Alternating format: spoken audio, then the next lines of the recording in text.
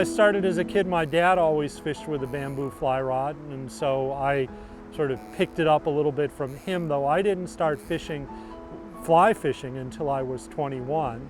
And then I was living in Williamsburg at the time, and I had the Mill River right next door to the house, and I bought myself an inexpensive fly rod and reel, and I was hooked. This particular fly rod, of course, is a bamboo rod made by the Leonard Rod Company in the Catskills in New York State. Bamboo fly rods first began to be built shortly after the Civil War, so 1860s, probably even a little bit before that. The first makers were from Maine, Pennsylvania, and New York.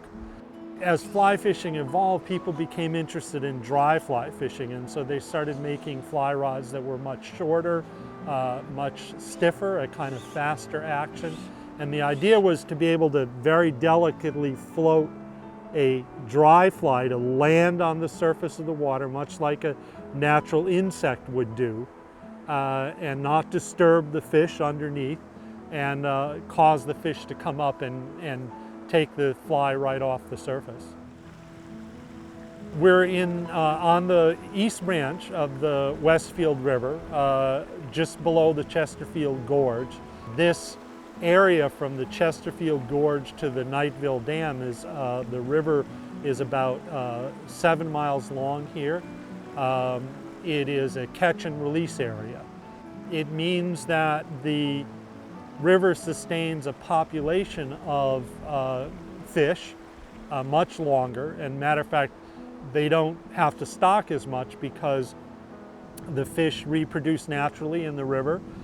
So you have both wild fish and you have some stocked fish.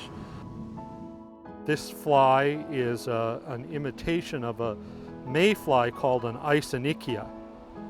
And I used this fly the other day with some luck here on the river, so I don't see any flies right now, nothing flying around or hatching, so I'm going to go with something that I know worked the other day and hope that it works today as well.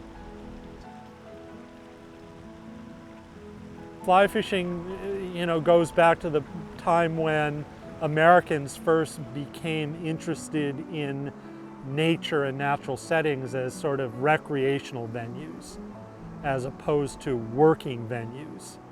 And so urbanites, as compared to people who lived in rural areas, when they vacationed, they liked to hunt and to fish.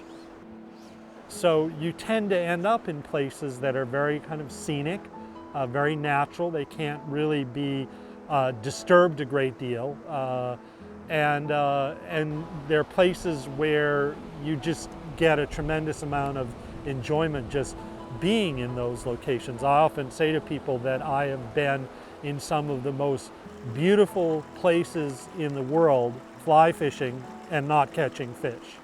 And it's because of the beauty that sometimes the catching of the fish is really almost incidental.